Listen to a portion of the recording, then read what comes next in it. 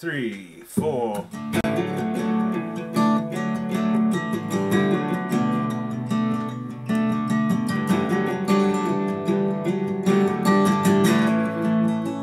Welcome to Worship Tutorials Live. You're hanging out today with me, and my name is Brian. This is Bradford. We figured we'd play ourselves an intro today. What do you call this, Bradford? This is a modern country pop? Yeah. And today we're talking worship leader and senior pastor relationships. So if you're just joining us, oops, I played the wrong chord. Let us know who you are, where you're from. We can monitor comments here in a little bit. You got a solo for us?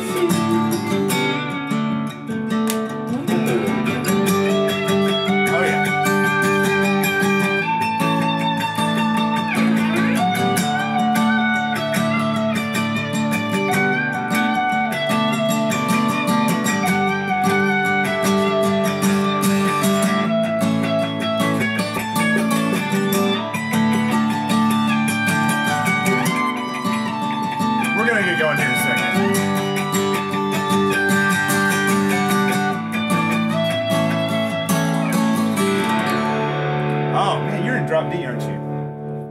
It's a low, that's a low D, isn't it? Whoa.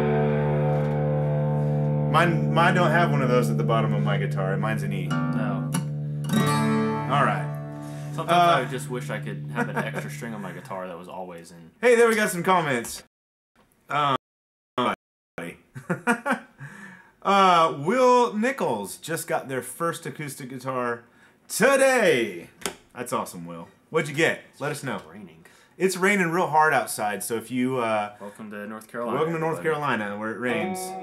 I need to put this down. I want to keep playing it. Bradford's going to put the guitar down because he can't stop playing it. We created and tweaked this new patch today on the Helix. Oh, Bradford's playing my Helix today. Which is what I'm using. Ooh, there it is. We got a patch, what is it, a Supro. A Supro. Gosh, it sounds... Super good. All right. Anybody play the drums? Bradford plays the drums. Well. Anyway, all right. So not enough. Jeremy Blanton says, "I see Bradford got his hands on Brian's electric guitar again." Well, Bradford does not want for awesome electric guitars. You have great if guitars. I bring anything, it's gonna bring. I'll bring my own Duesenberg, which Bradford has the that only difference is the same finish. guitar. And my finish is this is a sparkly, and black. it almost doesn't. I mean, it could look good on camera, but this is just easier to reflects deal too with. many light. Well, that's just when you come into the den of guitars here, it's like you don't really need to bring your own. Yeah, I got plenty to go around. And also, so if any of you find people would ever hang out with me at my house, you just grab something off the wall. Yeah. Yeah. All right. Is that the Supro patch from Marco? Rick? Yes, actually it is. Well, yes and no. Hey, Rick. Brand nice. Hey, glad you're here. It is his patch. I tweaked it, though, and turned it into a Worship Tutorials worship board patch. So it's basically his patch with a little bit different drive stuff. Mm-hmm. The bass tone is the same. I'm talking just to Rick now. B-A-S-E. This is you and me, Rick. The bass tone is the same, but I added a bunch of delays and more reverb, some ambient stuff, so you can do swells. And but man, it sounds like Nashville. It country. does. It sounds awesome on worship stuff, though. That's just what I like playing. Yeah. Well, I'm not a country guy, but for whatever reason, those kind of riffs are like my favorite. Yeah, they're fun. Anyway, we're going to talk about worship leader and senior pastor relationships today. So this is a topic that's actually really close to my heart. I think it's extremely important. In fact, I wrote a post at Worship Tutorials that you can go see right now that's called The Most Important Relationship You Have as a Worship Leader. And it's like, obviously, your relationship with Christ is the most important relationship you have. And if you're married or have children, that's the most important relationship you have next to that relationship with Jesus. But professionally, the most important relationship you have as a worship leader is with your senior pastor. Your senior pastor. And or campus pastor. Or campus pastor. Yeah, so we work at a multi-site church, so we're going to talk about that from the perspective of campus pastor, but for most of you, if you're a worship leader in a church, it's going to be your senior pastor. So So we're going to talk about that today. We got a few talking points. We do. We'll try and stay on track because the last Sunday vlog... or live show. Not Sunday vlog. Sorry, the last live show. Boy, I went off the rails. So if you want to talk about science and faith, and we'll save theology. We'll save that for another day. But that's what we talked about. So real quick, let me ask. It looks like everything is good, but I went live a few days ago, and I had all kinds of issues with my audio, and I think I've got that all fixed. So if let us know how the audio sounds on your end, and the only reason I ask is because I've been having issues. I can see the video. The video looks fine from here. Let me actually play this. I don't have sound on. But yeah, I can hear. So real quick, let me. Yeah, sounds good to me on this end. All right. So Bradford, let's talk about this. Jeremy says, let's stay away from science and fashion. We talked a lot about They're fashion. They're mutually inclusive. Yeah. So, we're going to stay away from science and fashion. Yes. Yeah, because I don't understand a lot of science, so... Or fashion. Fashion you got. I like this shirt, Bradford. Where'd you get this? Thank you. I think it was PacSun. Is it new, or is it... Because it looks worn, but did you buy it like this? I think it got worn over time, but it had a little bit of wornness. Is it one of these shirts that some of these clothes that you buy? We're going on fashion again. All right. Anyway. So here we go. That was a really stupid laugh. I just laughed. So Pastor Fuller is our worship leader. He's the pastor of the worship leaders, basically. He's our global arts worship pastor. He gave a talk at a conference 4 years ago, and he talked about this. And he used the passage from Exodus, right? Is it Exodus when the Amalekites go to war against the nation of Israel? And Abraham has to hold his arms up. Moses has to. Moses. It's not Abraham, it's Moses. Yeah. Moses holds his arms up, and when Moses' arms fall, Aaron. Aaron is fighting. Surely somebody knows what we're talking about. I got it here. Check this out. I mean, you've seen. I'm a little lost. Have we not talked about this? I would remember. It's Aaron and her, isn't it? Aaron and her. Yeah. Be like Aaron and her. But now that we're talking about it, I need a Bible. I've got a few of them over there. All right, so here it is. This is I'm going to read you the passage. It is Hey Miles. Exodus 17 verse 8 through 13 says this: The Amalekites attacked the Israelites at Rephidim. Is that how you pronounce that? I don't know. Here's a pro tip for you guys, especially if you read scripture from the stage. When you find a word you don't know how to pronounce it, this is how you pronounce it, with confidence. Yep. And practice it before so you don't stumble over it. Well, even if you don't know how to say it, if I say Rephidim, if I just say it, they attacked the Israelites at Rephidim, you would say, oh, that's how you pronounce that word. Because I exuded confidence when I said the word Rephidim. Or it might be Rephidim, I don't know. Anyway, Moses said to Joshua, choose some of our men to go out and fight the Amalekites. Tomorrow I will stand on top of the hill with the staff of God in my hands. So Joshua fought the Amalekites as Moses had ordered. And Moses, Aaron, and Hur went to the top of the hill. Hur, H-U-R, not H-E-R. Okay? Yeah. As long as Moses held up his hands, the Israelites were winning. But whenever he lowered his hands, the Amalekites were winning. So Moses' hands grew tired. How many of you have stood with your hands up in the air for more than like 3 minutes? Your shoulders it's like fire in here. Anyway, so he's like literally holding his arms up for, what, a day or two more? I don't know. So when Moses' hands grew tired, they took a stone and put it underneath him so he could sit on it. And Aaron and Hur held up his hands, one on one side and one on the other, so that his hands remained steady until sunset. And then Joshua overcame the Amalekite army with the sword. So we'll get back to that in a little bit. For Narnia. That's our illustration for this topic, okay? So here are some points. Are you monitoring some comments? I'm looking at comments. So if you have a question related to this, we can answer it.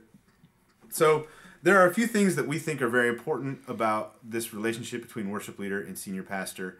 And I think the biggest one is we have to be on the same page, and we have to be for each other. Mm-hmm. You have to be in each other's corner. And I think a lot of times, and I've been in churches where this is the case as a worship leader, where there's sort of been animosity against the senior pastor. There have been differences of opinion over any number of things, from the way the service flows to the style of music. even theological. To the carpet color. The color of the carpet, everything. Things that don't even matter, really. There are situations where yeah, I think a lot of people have. There are situations where there's no communication. So the senior pastor, the worship leader and senior pastor don't even really know what each other are thinking about or what they each of them desire. But here are a few points. Then Bradford and I have come up with some other talking points that we think are important. So the first one is this: communicate to your pastor that you are for them, not against them. I think that's really, your pastor needs to know that you are in their corner, that you are together. Mm-hmm. It's almost like you're going to war together. You actually are going to war against the forces of evil. And we're the Levites, and we're leading the way. That's right, as the worship leaders. That's right. So I think this warrants a face-to-face conversation. And if you're a worship leader and you haven't done this, or if it's not just understood, like, tell your pastor you want to schedule lunch with them and take them to lunch, and you pay for it. And I know you probably don't get paid either at all, or you get paid little at your church. But it's worth it. Take your pastor to lunch. Or take them somewhere that you know that they would appreciate. If it means the two of you fishing or something, like, if that's what they like. Meet them at where they do something for them that shows that what you're about to say, hey, I'm on your side, just proves it. Yeah, so it's a gesture, and make it meaningful. And then and you have one thing in mind, and that is to tell them that I am with you, I'm on board at this church, I'm behind you, and I'm in your corner. I'm for you. And I just want you to know that. And that will go so far for your senior pastor. You don't even understand what that will mean to them. And if you can't say that, you need to get to a place where you can. If you can't say that, it probably means you have to have another conversation with your... And that's not a bad thing. You just got to be real with yourself. Because just like when the Israelites would go into battle, if there was sin in the camp, they would lose that battle. Yep. So if there is... Think about this, like, every Sunday we're going into battle. If you can't stand on stage and agree with your pastor on, now if you can't agree with them on everything, that's not a problem. But if there are like a massive amount of things that you guys are on the same page on, that's different. But if you're battling and your heads are crushing together on everything, you're not doing yourself a favor, your church a favor, your pastor a favor. Mm-hmm. But that's not a bad thing either. Like, if you guys disagree, like, just have that talk and see what that means for the both of you. Yeah. So, I mean, be open and honest. And I prefaced this whole article that I wrote by saying that the senior pastor is the spiritual leader of your church. And as the worship leader, it is your biblical obligation, in my opinion, to submit to their leadership and their authority. Mm-hmm. And if you cannot do that, I think that you should be the one. You need to have some conversations with your senior pastor and with yourself in your own heart, and maybe you're not in the right place. We'll get to that in a little bit. But so the first thing is tell them that you're for them, not against them. The next thing I think that is important that you do, and you could do this in the same conversation, is ask your pastor how you can best serve him or her, or if it's a leadership team. I've been in a church before where the church was and the vision that you have laid out for this. That's in the Bible. Yeah, I added a couple articles. Where there is no vision, the people perish. They'll go to another parish. That's another name for a church, Brad. Another name for a church. They're not. Yeah. If your church doesn't have a vision, people are gonna leave. Plain and simple. I've experienced it so many times in my life, and I've experienced where there is strong vision. People buy into it, but you gotta help them buy into it. Mm-hmm. So have that conversation. Say, what can I do to help support your vision, the vision God has given you for the church? Because I believe that God, leads through a pastor like that. Do you have any questions thus far about this topic? Not right here. And the other thing that means also is, how can I serve you? AKA, how can I hold your arms up? Yeah, that's where we're going with this. Yeah. The next thing is... Sorry. Never mind. I jumped the gun. Bradford knows where we're going now. The next thing is tell your pastor that you have their back and ask them to have yours. Have you been in this situation? And if you've been in church longer than like a month, you probably will, especially on staff, where people complain to you as a worship leader about your pastor. That kind of thing. Or maybe you complain to people about your pastor. Mm-hmm. You need to your senior pastor and you need to have each other's back. And, you know, if somebody comes up to you and complains about your pastor for whatever reason, here's the go-to response that I like. Well, you know, Pastor so-and-so's right over here. I think that would be something best that you talk to him about or her about face-to-face. And let me tell you, people don't have the stones to do that. Yeah, and at that point... The reason they're talking to you about it, I'm going to be very blunt in this. The reason they're talking to you about it is because they're a coward. Ooh, no. All right? My toes. If they don't have the courage to talk, if they have an issue with the pastor and they don't have the courage to talk to the pastor about it, they have no business talking to you as a staff person about it.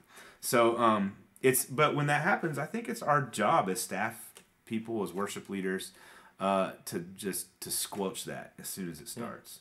Yeah.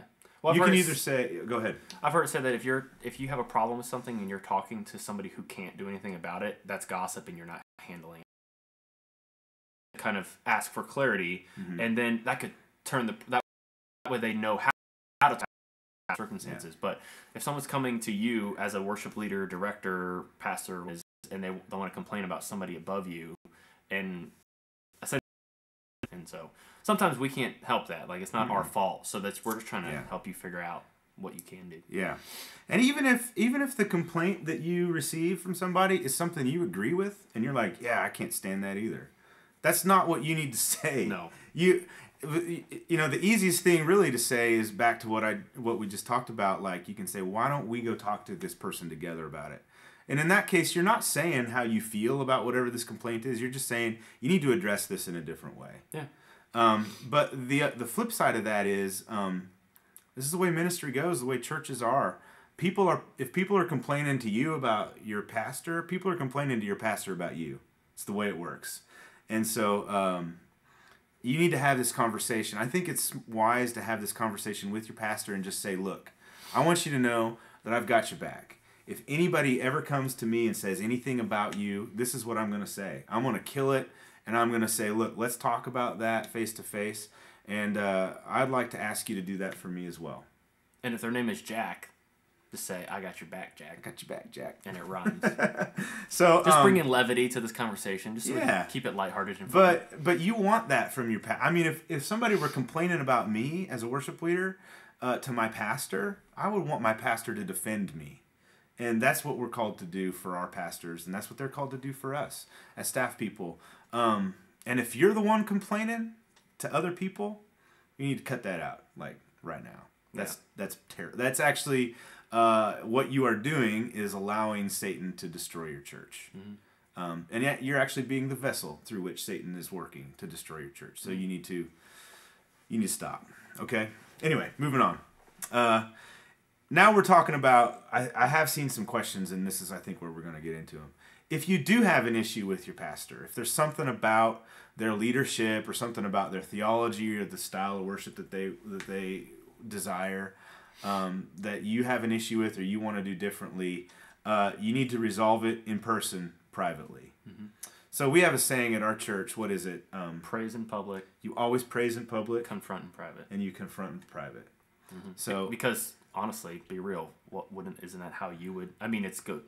Treat your neighbor the way you want to be treated. But I would rather somebody praise me publicly and give me props in front of people. Yep. This isn't like they're about to like praise you in public and then they literally come and grab you and say like, I'm gonna confront you. It's not like that's when you hear somebody praise you in public, you're like, oh shoot, they're about to go confront me. That's not what it is. It's just well, you could totally praise people in private, but you should always be willing to stand up for and give props to, give credit to, appreciate, celebrate somebody in public. Don't hide that. There's an episode of The Office where they're talking about that. Like he's saying like, Pam's the most wonderful person in the world. Why don't you say that to her? Oh, that's right. It's like, no, I'm not going to tell her that. Why don't you say that to her face? Why don't you say that to her face? But you should totally tell people, praise them, celebrate them in public. But if you got an issue, like don't stand on the stage and be like, well, Pastor so-and-so goofed this up really bad and he's stupid. So yeah, don't do that. I have seen that. Yeah, I've seen that. I have seen that in churches where I get nauseous. A staff like a worship leader or whatever will say something into the mic on stage, like cutting their pastor, and vice versa. I've seen it the other way too, and it's like, there's nothing. Well, there are a lot of things. There are other things that make me want to leave a church, but like if I saw that in a church, man, I would never ever come back. I would not want to be a part of a church that had that going on. Yeah. Like I said, that is Satan working in your church. That is Satan tearing your church apart. Yeah. So here's the thing. If you have an issue with your pastor, you need to again schedule a meeting with them and talk to them face to face about it. And bring it up and be an adult about it. Have a adult conversation, and go in there and here's how I like to think about it. We were talking about this earlier. You go into the room with differences, and whether you resolve them or not, whatever you come to, when you come out of that room or through that process and out and ready to lead the church, those differences have to be behind you. And I think in most. And not in every case, but in many cases, it's the worship leader's job to submit to the senior pastor's authority. That doesn't mean, what were you saying? You were talking about that. We were talking about this. You said it doesn't mean you have to roll over. Yeah, it doesn't mean like just accept every little thing, but as a whole, big picture, you guys have to be able to agree just as people. Brian and I agree on, as friends, in our friendship, that we like each other. Like, and appreciate each other. But, like, I don't have to literally agree with everything Brian says in order for us to be good friends. But, that's like, true. at the same time, like, if like Brian... when I say the Helix is the best sounding... Yeah, like, Brian is allowed to think that, but he's wrong. So, but, I mean, the important things have to line up. And if not, you have to decide... We have lots of... I work better when I memorize sayings. And like, that's how I remember things better. And like, you have to decide if it's something that you disagree with your pastor on, if it's something a hill you're willing to die on. I like that. So like, if it's really worth your time to like discuss what color carpet you're about to install, like if that color carpet you want doesn't get installed, does that mean you're going to want to leave the church? Or like, you have to decide that. Or even bigger, whether you're going to sing hymns or not. Ooh, I like it to hymns. Is that a hill you're going to die on? Yeah. Is it worth it? Yeah. Whether or not you are or aren't. And if doing hymns fulfills the vision that your church has, and you're against it, then you need to humble yourself. Is what I think it is. You need to humble yourself. So those are basically the 4 points that we'd come up with. And I think what would happen through this conversation, I'd really encourage you to do this if you haven't with your senior pastor. And I think what will happen through this conversation, it sounds like we're saying. Well, you as the worship leader need to do whatever your pastor says. Yeah, definitely. That's what it sounds like. Mm-hmm. But through this process, I think what you'll find is if you have a pastor who cares at all about your ideas and you as a person, they're at some point going to say, what would you like to see in our church as far as worship goes? Because that's why you're the worship leader. You're there for a reason. Mm-hmm. And hopefully your pastor, your leadership team will say to you, okay, what would you like to do? And how can we work together? But you've got to be together. And if you're not together, Satan's going to tear you apart. Eye on some things. Being honest with you. Telling you that. There could even be respectful bashing of heads. Like you and your pastor just constantly, him wanting one thing and you want something else. And like, it may just be worth having a conversation saying, well, this is kind of what I like to do or what I feel called to and whatnot. But I would submit to you that you would need to make sure you have that thoroughly thought out and laid out. So, yes. We have an esteemed, prestigious guest in our midst. Well, Rick Brand was here earlier. And my buddy Miles was too. So. But John's writing third fiddle right now. Is with us in the comments. Hey, John. John Maguire. John took my job. Not true. John is a worship leader at our Garner campus, where I used to lead worship. So we already referenced The Office, John. You missed it. Yeah, it was awesome. John is an incredible worship leader, both as a musician and his vocal stuff, but like his leadership skills are awesome. So, all right. So what else? We had a lot of other things we were going to talk about. Yeah. I see a lot of questions. What have you come across any good ones? So there are handfuls of stuff. I'm trying to keep up with ones that maybe more specifically pertain to this situation. So actually, there is one I'm trying to find. All right. So Jasper, I love that name. Jasper asked, "What happens when you serve the vision the pastor has at the church?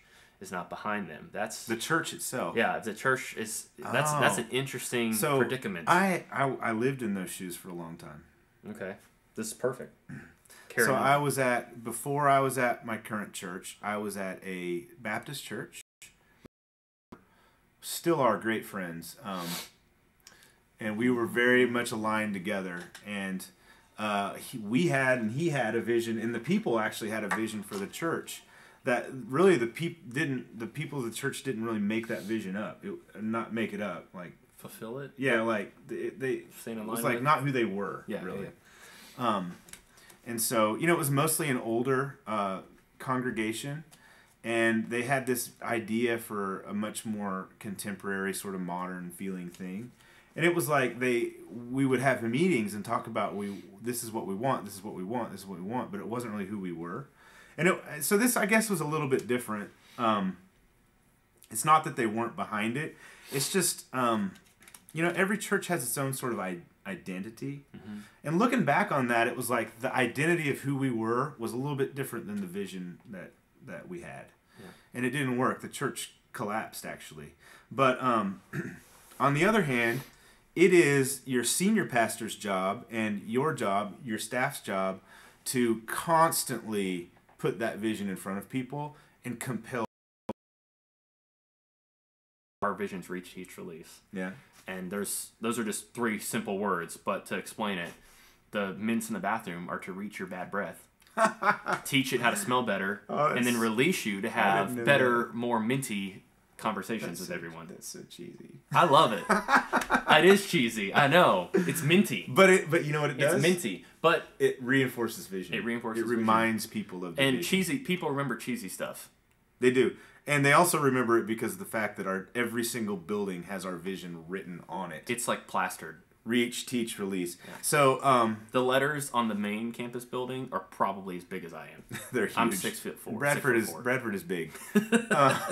Actually, you mentioned earlier. He goes, Brian, I'm beginning to realize that this world was not made for people my size. I can't even get in my car. He was sitting in my chair, and his knees were like up here. I can't. Hey, Hannah's here. Hello, Hannah. All right. So yeah, we're talking about vision. It's the job of your church and the leadership of your church to constantly cast that. And we say cast vision. That's a buzzword. I don't know if people know what that means, but that just means talk about it. To talk about what you're about, and to ask people to come alongside and help. Like, people need to. One thing our pastor Benji Kelly, is the pastor of our church. He said this one time, and it has always stuck with me. Desperate never attracts people. Desperate never attracts people. Mm-hmm. So if you come off as desperate, like, oh, we need, I don't know how I would exemplify that, but like, you can tell when somebody's desperate for you. That never attracts people. But what does attract people is if you tell them, we need your help. You have qualities that we need to do the job that God has given us to do, and we need your help. So, yeah. Johnny's asking if they can see our messages. We can. Yeah. We can, but I don't think he realized that my response was from me. I think he thought it was Bradford said we can. Yeah. This is Bradford. Yeah. Hello. All right. You got any other questions? That was a great question. That was. We spent a long time on it. Yeah. Nothing directly into that, I don't think. So let's talk about communication. Yes. Because that's a big thing. As Bradford and I were eating bacon cheeseburgers together at lunch. If you ever get to come hang out at the Worst Tutorials spare bedroom studio with me on a Friday in Bradford, bacon cheeseburgers are on the house. All right? Shoot. Benjamin Applegate says, "Did you see mine?" I love repeating these internal conversations. Yeah, they don't think we're noticing. We can see them. That's how we interact. But there are so many comments that it's hard to keep up. So, dude actually responded. Yes, we did, Johnny. All right. Beginning to wonder if we have trolls amongst us. I think we might. I think it's Johnny and Benjamin. That's okay. We have buttons for that. Yeah, we do. So I don't think they're trolling us. All right. So anyways. Maybe. Let's talk about communication. Vision and cheeseburgers. Yeah, so we were talking about communication over cheeseburgers today. I had onion rings. Bradford got the fries. extra ranch dressing. Their ranch dressing. Their ranch dressing is cherry. It's good. All right. Jeremy, come on down, man. All right. So you need to communicate, like overly communicate with your pastor and your team. I guess we didn't formulate very good talking We didn't points talk about that. We kind of got just going talked about how it was so important. Yes. Well, we talked about what we do. Yeah, so let's talk about what we do. This is fun. You guys are seeing, like, if we were shooting a video to, like, post on YouTube instead of doing a live show, we'd be, like, pausing right now and be like, hey, wait, let's figure this out real quick. And then here we are right now. Yeah, so we would cut about coordination with the worship, music with the sermon, how appropriate, critical is that. That all comes in under this topic of communication. Mm-hmm. So, in our experience, the worship leader and the campus pastor or senior pastor are like together all the way as far as like the whole flow of the worship service. So I would say the worship pastor and senior pastor and all of the volunteers involved eventually know what is supposed to happen, what is supposed to be happening now, and what's coming next at any given moment of a service. Mm-hmm. And not only that, but why it's happening. And so we communicate to a fault, we try to, about details of the service, that kind of thing. Even when it comes to, I saw this posted in a forum the other day on Facebook. They said, this person said, we had rehearsal scheduled, but none of our volunteers could make the rehearsal, so they canceled it, and their senior pastor was upset about that. And they said, what do I do? And my first thought, I didn't respond in this, but my first thought was, the first thing you should have, I'm not going to say what that person should have done because I don't know what their systems are. But the first thing I would have done is got on the phone and called my pastor and said, look, here's the deal. Nobody's able to make it to rehearsal for whatever reason, and I can't compel them to get there. What do you think about canceling it? Is that something that you feel like would be appropriate to do? And I let that pastor, we walk through that together, we make that decision together. And so we communicate on everything as far as like, you know, when I was hired at this church, I sat down with the pastor and we said, this is how our rehearsals are going to go. This is what I want. This is what I want to see in rehearsal. That's what Pastor Derek talked to me about. I want to see this in rehearsal. I want us to be ready to do, and I want to hit sort of these metrics for Sunday morning. And that communication, you can't over communicate in my opinion, and it needs to be, you need to have that communication. I think a senior pastor needs to be in the loop on all these things. Some senior pastors probably don't really care, or they might not have enough, they might have too much on their plate that they care to know about what happens at rehearsal and that kind of thing. Mm-hmm. What do you think, Bradford? Wait, which part specifically? I'm trying to monitor while you're over here. Okay. I'll just keep rambling. So no, I'll which part specifically do I? So what I was thinking though is also you don't need everybody to inform the senior pastor. So no. First off, easy peasy. Make sure it's only just you. Yeah, just you. Or in our case, because we are a multi-site church, it's about 6 worship leaders on staff, mm-hmm. And there's about that many or more campus pastors. Mm-hmm. The one person who communicates all those things is Pastor Fuller, our global worship leader, and so we deal with details with him. And so what we find, and what I would say is the best thing you could do is don't talk about things you want to do, like put it in writing or put work to it, put legs on it, and get ahead of it, because the more you're prepared, the more somebody's more likely to take you seriously and realize that's what you want to do. Like, it's already on the schedule, planning center in 3 weeks. I have this person coming from this other church who's going to play fiddle for us, and it's going to have this nice element. Instead of saying, yeah, I'm thinking about doing this, and then so it just doesn't feel like it's concrete or solidified. So, I mean, communication, just laying things out. Like, I thought what was cool is I thought our pastor let us have a lot of freedom to begin with. But then, like, a few months ago, before he went on sabbatical, he, like, kind of even turned over more reins to us, which is crazy, because I was like, I thought we already had a lot of freedom. But, like, our pastor, he trusts us. And so the reason he trusts us is because we have a proven track record of giving him what he was requiring and requesting and all. And so, you know, you can't ask for something that you clearly aren't ready to have. So you have to earn that trust. And it's not like a belittling thing that our pastor did to us, but I think all of us just didn't realize how much, like, if we just did this for our pastor, how it helped him, and then he realized even more if he released certain things, how it helped us, and so it was a long process because it's just very interesting. Each day at our church is a new day for our church. Yeah. So we're constantly learning on how to communicate, and so there's no like written manual on how to communicate. Right. So we do. I did see a question about how we use Planning Center. That's a big to like every little detail. What song, what key a song is in, how long that song is going to be, so we can look at a total length of the service. Yep. What key every song is in, what pads we're going to play, when we're going to bring them in, when the lights are going to get dimmed, when a video is going to be there, what we're going to do during the video, when the band's going to exit, when the band's going to come back on, how we're transitioning between two songs. If there's a spiritual direction, or that's what we call the moment, like when a worship leader sets up a song or something to that effect. That's what we call that. Yep. And so, I mean, every little detail is out on the Planning Center. That way, at any given time, so Pastor Benji can look at it. Yeah. If it's 1 a.m.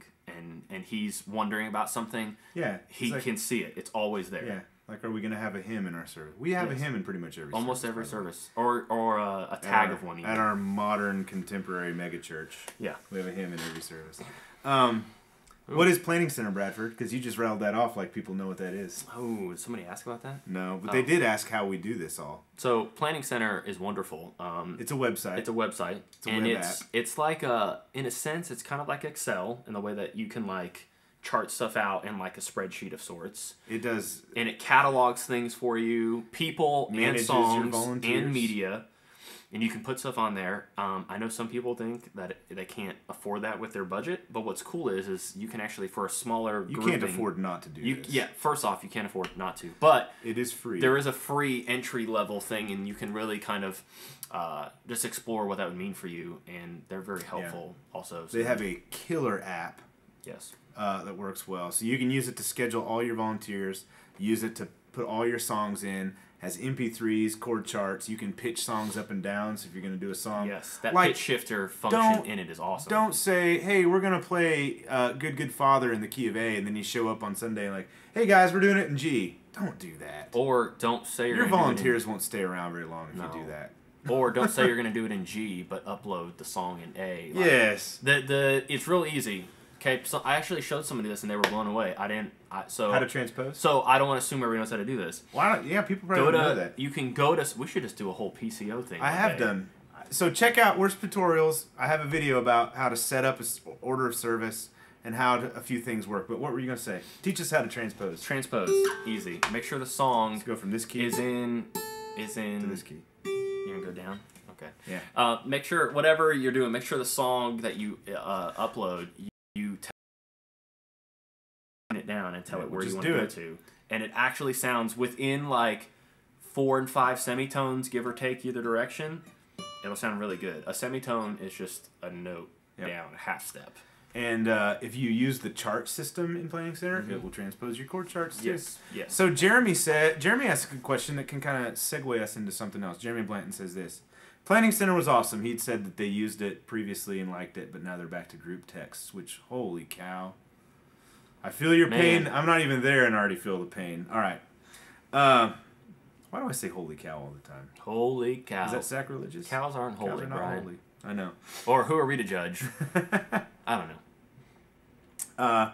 But, okay, so what do we do when you have I assume Jeremy, I don't know if you're a worship leader or your senior I assume you're saying your senior pastor doesn't use technology, so they don't use Planning Center. So here's the thing, Jeremy. You could approach this for 2 ways. We talked about this earlier. There's a great book by John Maxwell, who's a brilliant leadership guy, called 360-Degree Leadership. And he talks in that book about how to lead up. So basically it's saying to do things to a point where you do things so well with such excellence and leadership value that you actually push the people above you in an org chart. Like if you're a worship leader, your senior pastor is above you in an org chart, to push their leadership up. And the people next to you. And the people below you. Yes. So Jeremy, this is what I would do if I were you. I would schedule a meeting with your pastor, and I would say, this Planning Center, I know it's not to say like, here's why it makes our life as the worship leader and worship team so much better. This is the value it brings. And I would say, with your permission, I would like to use this. And you can do things for me. You can say, look, I will on Thursday give you a printout of the order of service, and we'll talk about it, and I'll set it all up myself. I'll give you a printout of the order of service. We can have a meeting on Thursday, and if you want to make any changes, we can do it, and I'll make it, and then I'll give you a new printout at the end of the day, or if you work on, we don't work on Fridays, but Friday is our day off. I'll give you another printout. Later, people get frustrated with that, and some of them might want to leave, myself included. Say like, by not using this tool, this is what we're giving up, and if we used it, this is what the benefit would be. And then, you know, if it's a budget thing, Planning Center's not that expensive, but there is an entry level. There is a free version, so if your team is small.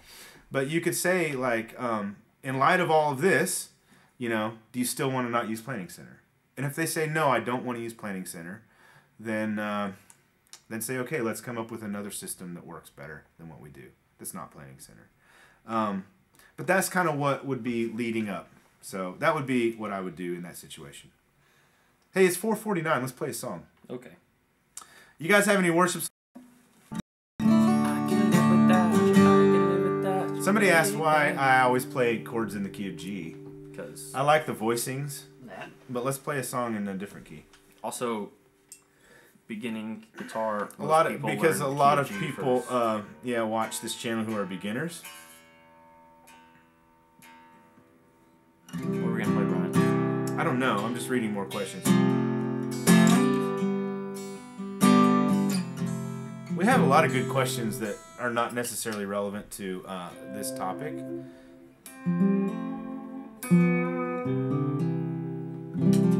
Oh, we have a request for No Longer Slaves. Let's do that. You know what I'm gonna do for No Longer Slaves? I'm gonna play key of G chords with a capo on the 2nd fret. We're doing an A. Yeah, is that cool? That's high. Is it high? You unravel me. If you know this song, No Longer Slaves, man, this song is awesome. Play it in B flat. Benjamin Applegate says, no. I would like to not have my vocal cords explode. So this song basically sounds like it's sung by Meatloaf. You unravel me with a melody. You surround. I no longer slave to fear. I am a child of God.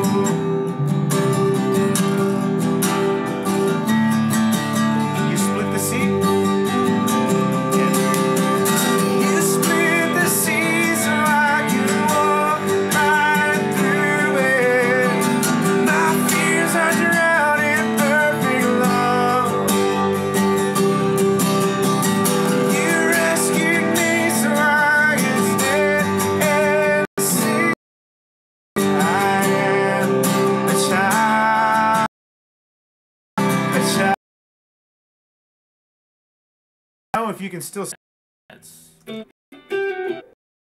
huh?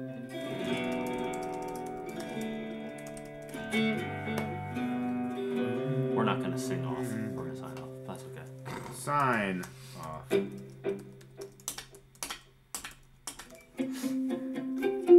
Alright. If you can still see us, it looks like we're actually back.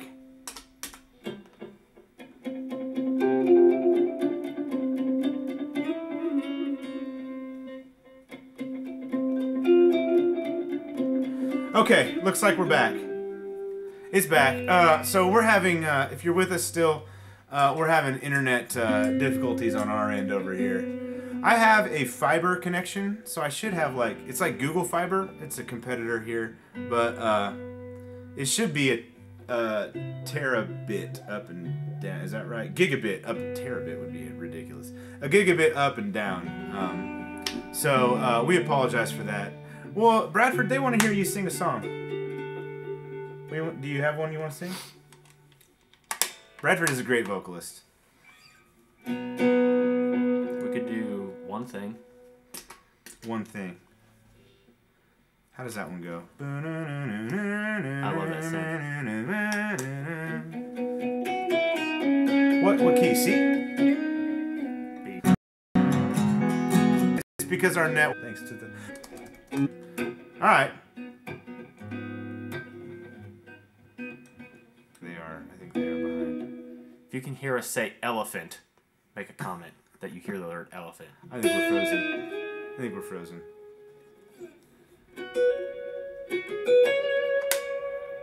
Yeah, see, it's back now. It's back now. I think it's back now. Here, when it goes out, it destroys me. Ha! They heard us say elephant. We're on to something. Everybody's saying elephant now. Okay, so here's the thing. The internet's not working. The internet works. My internet's broken. My connection to the internet. Gore. I know. I hate it. It's like an annoyance of mine when people say that. My internet is down. Well, no, the internet is fine. It's your connection to the internet. Brian has a lot of things. He also does not like the word organic. No, I like organic, just not when referring to food. My internet service connection provider is... Your internet's down. My internet is down. It's not working, so we're going to sign off while you can still hear us. If you're still with us, thanks, because you've watched a lot of... My question is could you see us and hear us eventually while we were sitting here going like, look, that's red, that means there's no connection. So, I don't know. Anyway, thanks for hanging out. We'll see you next time. Bye. Now I want to hear Bradford sing while we're still up, but as soon as we start, it'll go red again. It'll go down. It works while they say elephant. As soon as we start playing, it doesn't. Here we go. You gotta sing.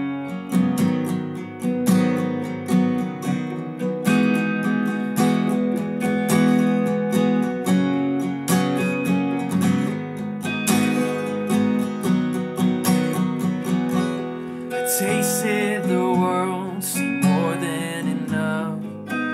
His promise is fleeting. Water and wine, empty the cup, and found myself wanting. There is a well that never runs dry. Water of life, the blood of the vine, it's all I know. Everything I have means nothing. Jesus, if you're not my one thing, everything I need right now. All I need is you right now. My harmony skills are sketchy at best. You're impressing the people with your vocal chops. Bradford can sing. Bradford's in a few videos. Oh yeah, he can play too. There's one thing I ask, this I would sing, if only to know you, to be where you are, and go where you lead. My God, I will follow. The things of this world are counted as a loss.